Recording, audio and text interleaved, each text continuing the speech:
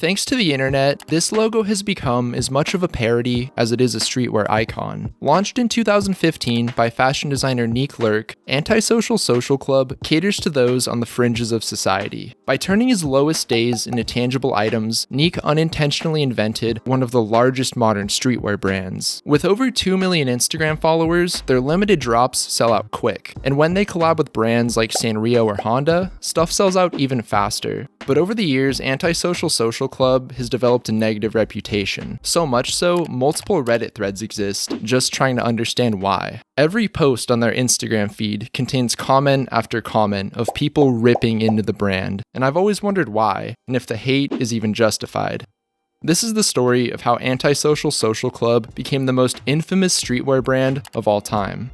Since early 2015, Antisocial Social Club has been making waves in the streetwear scene. The brand came out of nowhere and blew up overnight, creating massive amounts of hype and instant diehard supporters, along with an aura of mystery and curiosity about the man behind it.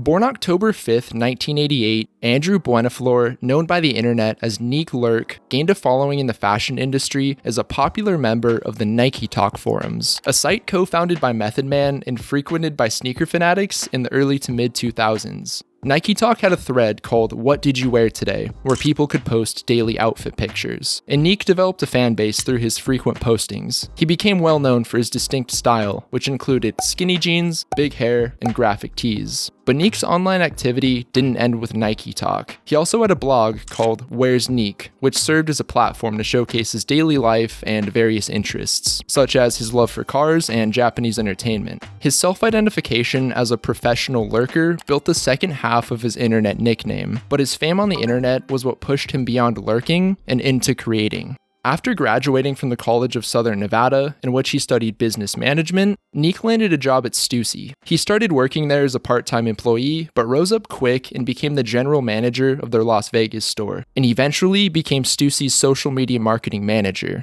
While working at Stussy, he developed a relationship with Eddie Cruz, founder of Undefeated, and worked on marketing campaigns for brands such as The Hundreds and Fruition. In 2014, Nick moved to Los Angeles, California. At this point, he was still working for Stussy and had more responsibilities than ever, but he was also more alone than ever. So to fill his time, he started taking pictures with his Ricoh camera and posting to his photo blog. However, not much came out of it, and he continued working at Stussy while adjusting to life in LA.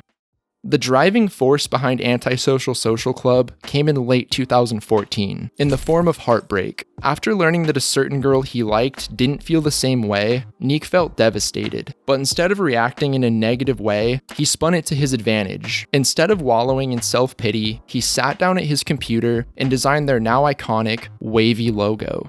In early 2015, Nick posted a Photoshop mock-up of the first Antisocial Social Club logo shirt, but only sold 12 during their first run. However, this didn't discourage him, and soon after, he created a hoodie with the same logo. As Nick produced more and more products with their classic logo, the brand continued to grow and develop a fan base, while tapping into an unserved market. The edgy emo kids within the world of streetwear. People who are negative, never leave their house, and spend a lot of time on the internet. That's your average Antisocial Social Club customer. But before they existed, this group of people didn't have a brand they could relate to, or throw their money at.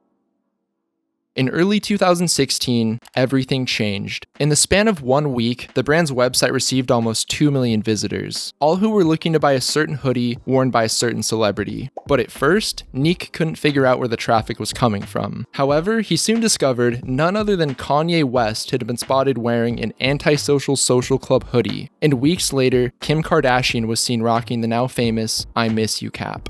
Now at this point, Nick had a choice to make in terms of how he wanted to proceed with the brand, because his original idea was just to fuse his feelings with fashion, but he didn't have a concrete plan for the future of the brand or a scope of how big he wanted it to be, since more than anything, he started it as a passion project. But with the support of Kanye West and Kim Kardashian on his side, Nick went for it. He went all in. because once the hype machine begins turning, it's hard to turn it off. In the following years, Antisocial Social Club became a mainstay in the streetwear scene, collaborating with giant brands such as Panda Express and Undefeated. But I believe what solidified their legitimacy within streetwear is when they did a collab with a Bathing Ape, one of streetwear's most beloved and long-standing brands. This cosign effectively convinced anyone who was on the fence about this brand that it was at least cool enough to collab with Bape. But as the years went on, Antisocial Social Club's reputation began to suffer. And this is the part that always confused me. Why did the streetwear world and beyond grow to hate them? After combing through articles, threads, forums, and stalking their social media, I found 5 key reasons as to why some people hate Antisocial Social Club.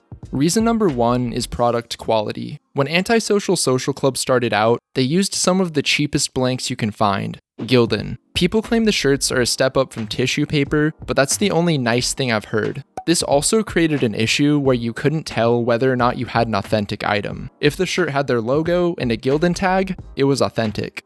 After the Kanye effect flooded their web store with orders, Nick had no means of fulfilling the thousands of orders. But fans grew impatient and wanted their stuff, so they began buying replicas, which ate up a ton of their potential profits. Some sources say the overall fake market for Antisocial Social Club conquered 35% of the entire brand's income. Reason number 2 is because of Neek's image, and I don't mean his hair or style or anything like that, but what I'm talking about is a particular shirt. A shirt that says, "I hate Neek." He released this shirt as a joke, I'd imagine, but most people didn't see it that way. Instead of genuinely apologizing for the delays in shipping or being transparent about the brand's shortcomings, he put out this shirt. It just came across as ungrateful, self-absorbed, and in bad taste. Reason number 3 is customer service, or lack of it. Before I go any further though, I have to say one thing. As of last month, Antisocial Social Club was acquired by Marquee Brands, the parent company of Martha Stewart's brand. So it's possible their customer service is different now, but when they started out, it was so bad. If you ordered from them, it was like a game of chance. Maybe you'd get your hoodie, maybe you wouldn't, and if you did get it, it would arrive 6 months late and feel like wearing a Trader Joe's bag. But the craziest part is, this in no way deterred people from ordering, even to this day. It harmed their reputation for sure, but never seemed to impact their ability to sell out drops.